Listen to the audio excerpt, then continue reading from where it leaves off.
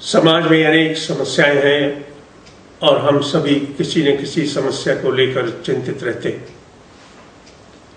मैं जिस समस्या की बात आपसे करना चाहता हूं वो छात्रों की आत्महत्या की समस्या है। लोग छुप छुप कर इसकी बातें कभी कभी करते हैं, मगर आजकल इनकी संख्या अधिक हो जाने के कारण ये चर्चा का विषय है। ये चर्चा का विषय हो या ना हो, इस समस्या ऐसी है जिसका समाधान आवश्यक है। जब किसी दिन कोई छात्र अपनी क्लास में नहीं आता और सिर्फ उसकी खबर आती, एक सन्नाटा होता है और वो सन्नाटा ये कहता है कि उनकी समस्याएं क्या है। उनकी समस्याओं को समझा गया था, जाना गया था या नहीं जाना गया था, ये प्रश्न हमारे सामने छोड़ जाते हैं। इसलिए समाज में हर वर्ग को, हर व्यक्ति को इस समस्या के बारे में सोचना चाहिए और मिलजुल कर इस पे काम करने की आवश्यकता है। मैं इस विषय में काम करता रहा हूं। बहुत से लोग, माता पिता जिनके बच्चों ने आत्महत्या का प्रयास किया, या वे अनुभवक जिनके बच्चे हमसे दूर चले गए, उनसे मिला हूं, उनसे चर्चा की है, उनका इलाज किया है, पढ़ा है, जाना है, कुछ अनुभव किया है। और इन आधारों पर ये कह सकता हूं कि दुनिया भर में ये विश्वास है कि आत्महत्या की समस्या रोकी जा सकती है, आत्महत्या के प्रयास रोके जा सकते हैं, परंतु ऐसा होता नहीं। इसके कई कारण, हम इन कारणों में जाएंगे। तो मेरा उद्देश्य आज की चर्चा का उस कोर्स के बारे में बात करना है जो हम अध्यापकों के लिए बना रहे हैं। मेरा मानना है कि मानसिक स्वास्थ्य की जड़ें मातृत्व में है। मानसिक स्वास्थ्य फलता फूलता स्कूलों में है। अपने अध्यापकों, अभिभावकों के बीच रहते हुए लोग ये सीखते हैं कि चुनौतियों को चुनौती कैसे देना है, मगर उन्हें शायद यह भी जानने की आवश्यकता है कि अपनी समस्याओं का वार्तालाप कैसे करना है। लोगों को यह भी जानना है कि वे दूसरों की समस्याओं को पहचान सकें। जब तक ये दोनों बातें नहीं होंगी, समस्याओं का समाधान संभव नहीं हो पाए। जिन्हें समस्या है उन्हें कहने की शक्ति होनी चाहिए, और जो उस समस्या को पहचान सकते हैं या जिनके पास उस समस्या को पहचानने की जिम्मेदारी है, उन्हें अपनी जिम्मेदारी निभानी चाहिए। हम उस सशक्तिकरण की बात कर रहे हैं जिसमें स्कूल के, कॉलेज के अध्यापक अपने आप को सहज रूप से इसके लिए उत्तरदायी पाए। ना तो ये किसी शिकायत का प्रश्न है, ना किसी लांछन का प्रश्न है। ये प्रश्न आयु का है, जीवन का है, लोगों के दुख दर्द का है। दुनिया भर में शोध हुए और उन सभी तरीकों में जिनसे आत्महत्या की समस्याएं रोकी जा सकती है या कि उनके प्रयास करने वालों की संख्या कम की जा सकती है, उनमें से पहला कारगर तरीका है प्रशिक्षण। अगर प्रशिक्षित होंगे लोग, मैंने देखा है कि अस्पतालों में बहुत सी बातें नर्सेस, वहाँ काम करने वाले कर्मचारी पहचान लेते हैं, क्योंकि उन्हें अनुभव है, उन्हें उसमें इंटरेस्ट है, उसमें उनकी रुचि है, लोगों में उनकी रुचि, जिनके साथ वो काम करते हैं। इसलिए अनुभव और आज के जो तथ्य हैं, जो शोध से जितने हुए निष्कर्ष हैं, इन सबको मिलाकर जो जानकारी हमें प्राप्त हुई है, इसे अध्यापकों के प्रशिक्षण के लिए उपयोग में लाना आवश्यक है। पहली बात आती है कि हम लोगों को ये बताएं कि आत्महत्या की समस्या है क्या। आत्महत्या की समस्या मानसिक स्वास्थ्य की एक परछाई है, ये उसका प्रतिबिंब है। ये बताता है कि आपका मानसिक स्वास्थ्य कैसा है, आप कितने तनाव में हैं, कितने तनाव में हो सकते हैं, आपके जीवन की पारिवारिक व्यवस्था कैसी है, आपका रहन सहन, आपके दोस्त मित्र, आपके मानसिक शक्ति का वातावरण, मानसिक स्वास्थ्य से संबंध है आत्महत्या के विचारों। ये मानसिक बीमारी नहीं है, इसे गलत नहीं समझना चाहिए।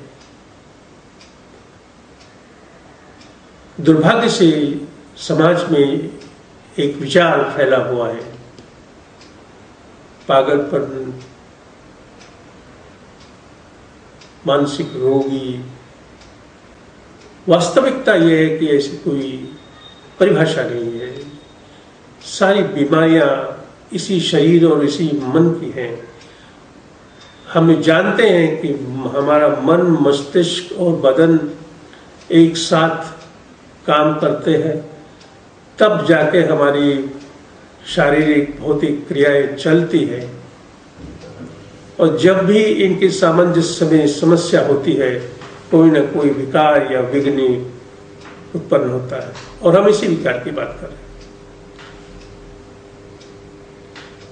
जब भी मन और मस्तिष्क के सामंजस्य में उतार चढ़ाव आता है, मानसिक समस्या होती है।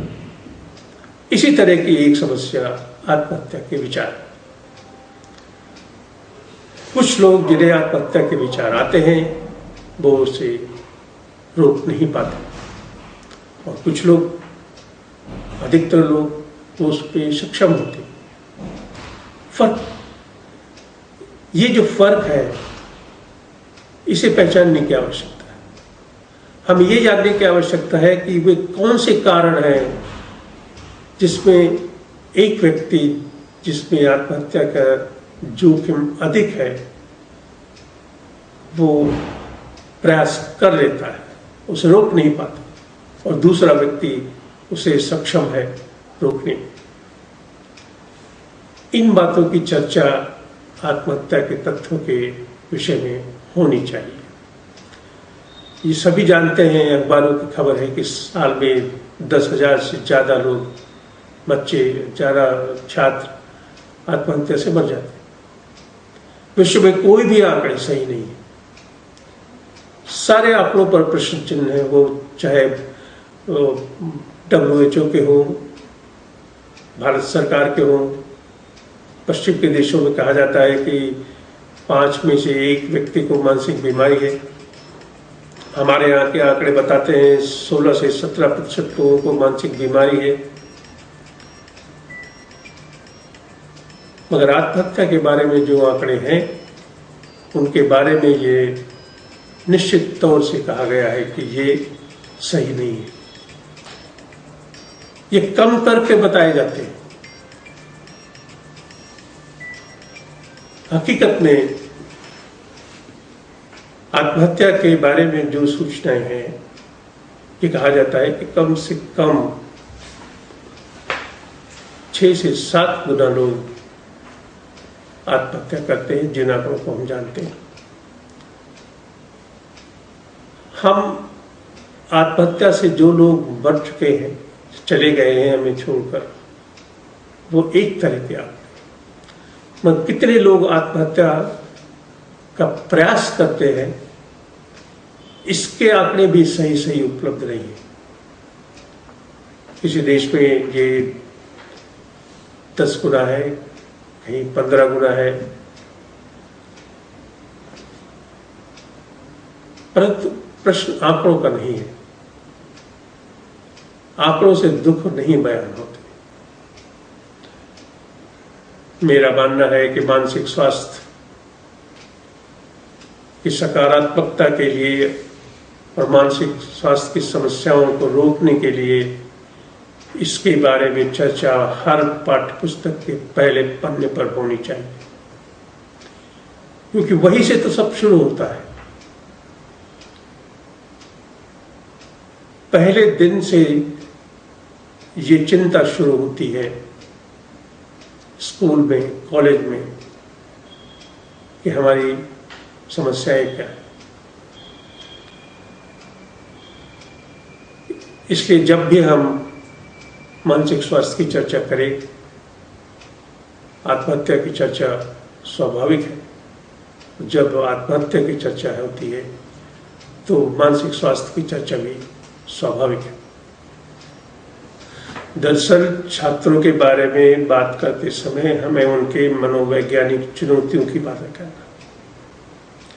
उनकी सभी चुनौतियों में मनोवैज्ञानिक चुनौतियां पहले नंबर की।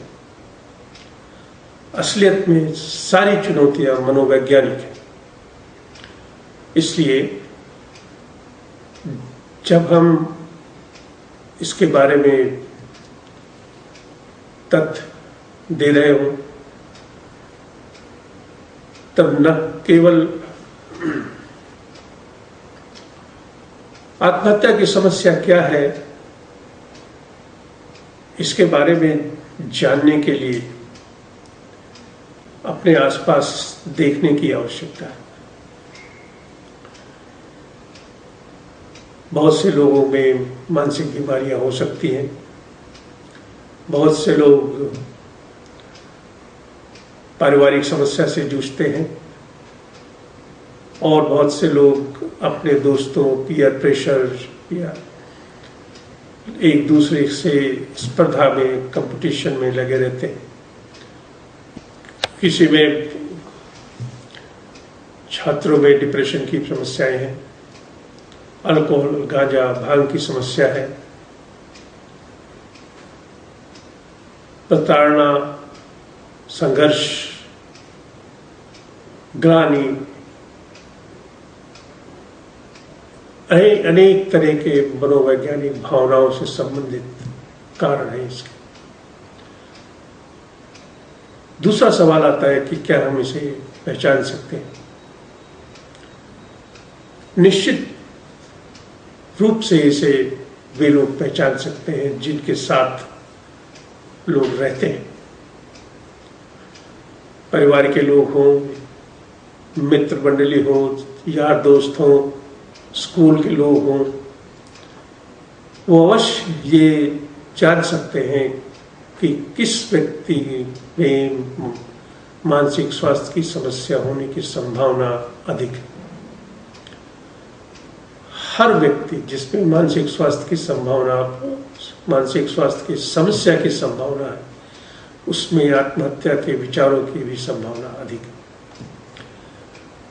अपने देश में रिसर्च में ये पाया गया है कि लगभग 20 से 30% बच्चे ऐसे हैं स्कूल में जो किसी भी समय आत्महत्या के विचार से जूझते रहते हैं।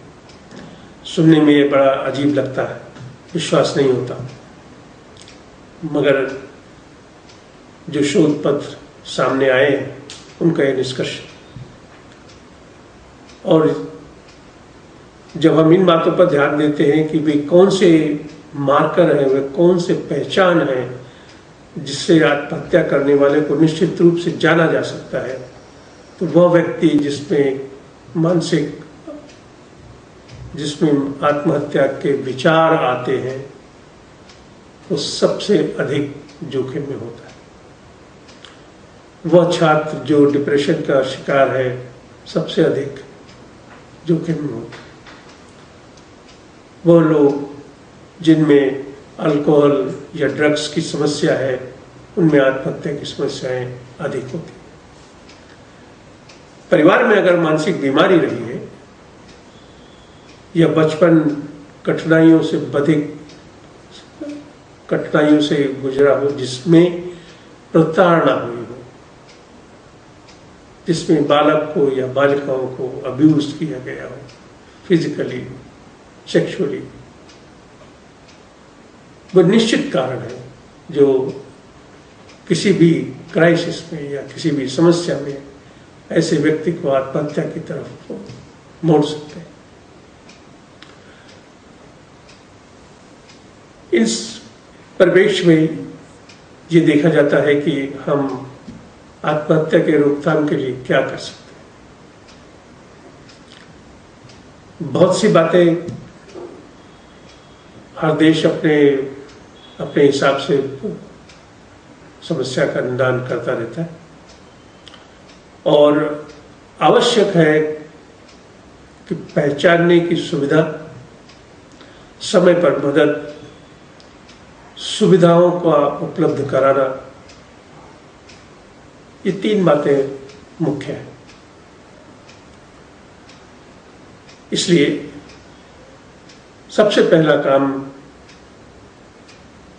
कि क्या हम अपने लोगों को ये प्रशिक्षण दे सकते हैं कि वे इसे पहचान सकें। सुविधाएं उत्पन्न करने का काम सरकारों का है, समाज के लोगों का है और लोग करते हैं और आशा की जाती है कि इसमें धीरे धीरे आगे बढ़ेगी। अक्सर ये सवाल पूछा जाता है कि जब हम प्रशिक्षण की बात करते हैं कि प्रशिक्षण से आत्महत्या की समस्या को रोका जा सकता है, तो हम अध्यापकों के इस प्रशिक्षण की ही बातें क्यों करते हैं। ये बहुत रोमांचकारी विषय है। गुरुजनों के प्रभाव को, गुरुजनों के महत्व को कौन नहीं जानता, परंतु कुछ विशेष बातें हैं जो मैं आपसे करना चाहता हूं।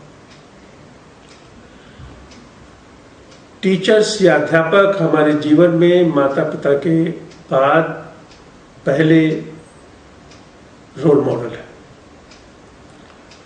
उन्होंने हमारे छात्रों के, बच्चों के मन को नग्न, नया, नवीन देखा, उस पर लिखा है। छात्रों के मन पर अध्यापकों के हस्ताक्षर होते हैं। कुछ अध्यापक ऐसे होते हैं वो जीवन भर के लिए मेंटर रहते हैं, हमारे मार्गदर्शक रहते हैं। इसलिए हम उन व्यक्तियों की बातें कर रहे हैं जो हमारे जीवन में उस समय आए हैं जब हमारा मस्तिष्क परिपक्व हो रहा था, और मस्तिष्क की कोशिकाएं परिपक्व होती हैं अनुभव से। छात्रों को, बच्चों को जो अनुभव जन्म के बाद इस वातावरण से मिलता है वो उनके मेमोरी सिस्टम में या मस्तिष्क के विभिन्न अंगों में इकट्ठा होता है, जो मनोवैज्ञानिक समस्याओं से बचाने में आगे लोग काम में लाते हैं। इसलिए जो अनुभव बचपन में मिल जाता है, अच्छा या बुरा, वो जाता नहीं। अध्यापकों की भूमिका इस संदर्भ में और अधिक है। वो पहले ऐसे व्यक्ति हैं जो किसी के साथ खड़े होते हैं जब वो बच्चा किसी क्राइसिस में होता है। वो ही एक रास्ता दिखा सकते हैं कि क्या किया जाए या क्या ना किया जाए। मान लीजिए किसी छात्र को कोई समस्या है तो पहला कांटेक्ट टीचर ही है। टीचर को ही काउंसलर के रूप में देखा गया। यही वो उम्र है जब लोग सामाजिक कौशल भी सीखते हैं। सामाजिक कौशल का बड़ा महत्व है जीवन की समस्याएं सुलझाने में, तनाव से छुटकारा पाने में, व्यवस्था बनाने में। लोग अपने मानसिक कौशल का ही उपयोग नहीं करते, अपने सामाजिक कौशल का भी उपयोग करते हैं। अंत में जिस कोर्स की बात मैं कर रहा हूँ उसमें 4 खंड होंगे। पहले खंड में हम आत्महत्या के बारे में वैज्ञानिक तथ्यों से लोगों को अवगत कराएंगे। दूसरे खंड में इस बात की चर्चा होगी कि जो लोग आत्महत्या कर सकते हैं उन्हें कैसे पहचाना जाए। तीसरे खंड में ये बात होगी कि वे कौन कौन से इलाज हैं, कौन कौन से तरीके हैं जिनसे मानसिक स्वास्थ्य की समस्याओं को कम किया जा सकता है।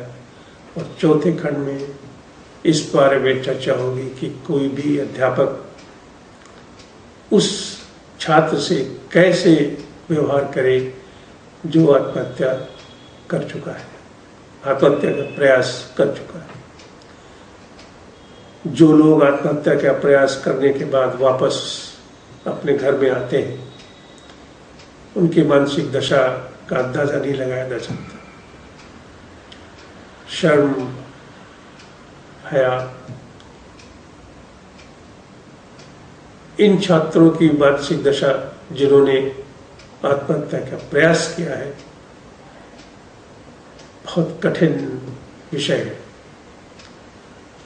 और एक पूरा कैसे इनके जीवन में सुधार लाया जाए, चौथे खंड में इस पर चर्चा है। इस पे इस बात की भी चर्चा है कि मानसिक स्वास्थ्य ही नहीं, मानसिक शक्तियों को किस तरह बढ़ाया जाए।